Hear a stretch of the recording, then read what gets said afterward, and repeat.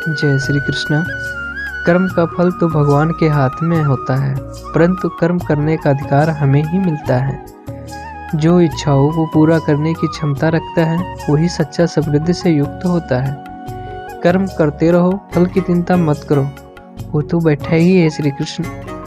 मनुष्य की इच्छा से उसका कर्म बनता है और कर्म से उसका भविष्य। जो कुछ भी होता है वो सही होता है और अच्छा ही होता है।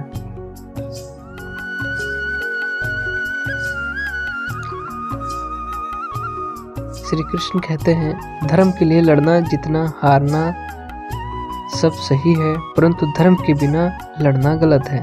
जो में सबसे बड़ा कठिनाई है, यह व्यक्ति अपने जीवन का उद्देश्य क्या है इससे पहचाने। कर्म करते रहो, फल की चिंता मत करो। संघर्ष करने वाला ही विजयी होता है, निराशवादी नहीं।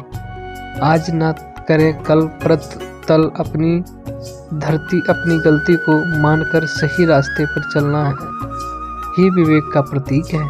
जो कुछ होता है अच्छे के लिए होता है। जिसे कष्ट नहीं होता वह कभी भी सीखने की चाह नहीं करता। श्री कृष्ण ने कहा, जय के लिए भी त्याग ही महान है, किंतु धर्म के लिए भी त्याग महान है। धर्म को तोड़ने से बड़ा पाप कोई नहीं होता। अपने कर्तव्य का पालन करते हुए हमें भय की कोई आवश्यकता नहीं होती। कठिनाई से नहीं, अपने आप से लड़ने की जरूरत होती है। यदि तुम निर्णय करते हो कि धर्म में अधर्म है तो उसे नष्ट कर दो और अपने कर्तव्य में स्थित हो जाओ। ज्ञान का अभाव अंधेरे की तरह है और ज्ञान का प्रकाश जीवन को आलोकित करता है। कर्म करना हमारा धर्म है, पर फल की आशा में जीवन न बिताएं। जो व्यक्ति अपने कर्म में आसक्ति की अभिलाषी होता है वह जीवन में बंधनों से उलझा जाता है। मन को वश में करो, नहीं तो यह दुनिया ही मन को वश में कर देगी। किसी के अंतिम संदेश को समझाने के लिए उसे उसकी मृत्यु को ध्यान में रखना चाहिए, क्योंकि जीवन और मृत्यु के बाद विवाद हमेशा चलता रहता है। आत्मा ज्ञान की तलवार है।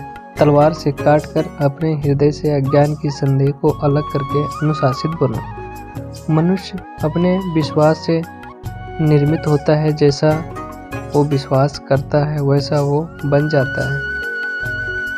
इस जीवन में मनुष्य न तो कुछ खोता है और न ही कुछ व्यर्थ होता है। तुम उसके लिए शोक करते हो जो शोक करने के योग्य नहीं है, और फिर भी ज्ञान की बातें करते हो। बुद्धिमान व्यक्ति न जीवित और न ही मृत व्यक्ति के लिए शोक करते। मेरी कृपा से कोई कभी कर्तव्यों का निर्वाह करते हुए भी बस मेरी शरण में आकर अनंत विनाशी निवास कर प्राप्त करता है। मैं धरती की मधुर सुगंध हूँ और मैं अग्नि का हूँ। मैं ही सभी जीवित प्राणियों का जीवन पर, और मैं ही यह रहस्यमय सन्यासियों की आत्मा समय हूँ। जैसे आग की गर्मी लकड़ी को राख कर देती है, वैसे ही ज्ञान की आग सभी कर्मों को भाग के रूप में बदल देती है। अपना काम हमेशा दूसरों के कल्याण को ध्यान में रखकर करें। इंद्रियों से मिलने वाला सुख पहले तो अमृत जैसा लगता है, लेकिन अंत में यह विष के समान कड़वा होता है। हे अर्जुन, तीनों लोकों में मेरे पाने के लिए कुछ भी नहीं है और न ही कुछ ऐसा है जो मेरे पास नहीं है। मैं अभिनय करना जारी रखता हूँ, लेकिन मैं अपनी किसी जरूरत से प्रेरित नहीं हूँ। व्यक्ति जो चाहे बन सकता है यदि वह विश्वास के साथ इच्छित वस्तु पर लगातार चिंतन करे तो। जैसे वह मेरे पास आते हैं वैसे ही मैं उन्हें ग्रहण करता हूँ। सभी पार्थमानों को मेरी ओर से। शांत मन में ध्यान की गहराइयों में आत्मा स्वयं को प्रकट करती है। स्वयं के माध्यम से स्वयं को देखकर एक आकांक्षी पूर्णता के आनंद और शांति को जनाता है।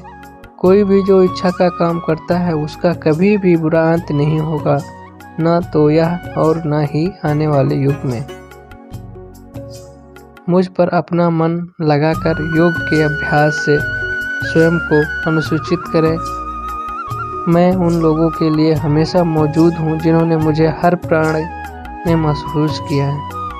अपनी इच्छा की शक्ति से अपने आप को नया आकार दें। अपने आप को कभी भी स्वयं इच्छा नीचा ना होने दें। जिन्होंने खुद को जीत लिया है उनके लिए इच्छा एक मित्र है, लेकिन या उन लोगों का दुश्मन है जिन्होंने अपने भीतर आत्मा को नहीं पाया। क्रोध से भ्रम पैदा होता है, भ्रम से बुद्धि व्यग्र होती है। जब बुद्धि व्यग्र होती है तब तर्क नष्ट हो जाता है। जब तर्क नष्ट होता है तब व्यक्ति का पतन हो जाता है। मन की गतिविधियों, होश, श्वास और भावनाओं के माध्यम से भगवान की शक्ति सदा तुम्हारे साथ है और लगातार तुम्हारे बस एक साधन की तरह प्रयोग करके सभी कार्य कर रही है। ज्ञानी व्यक्ति ज्ञान और कर्म को एक रूप में देखता है, वही सही मायने में देखता है। मन अशांत है और उसे नियंत्रित करना कठिन है, लेकिन अभ्यास से इसे वश में किया जा सकता है। मैं धरती को मधुर जैसे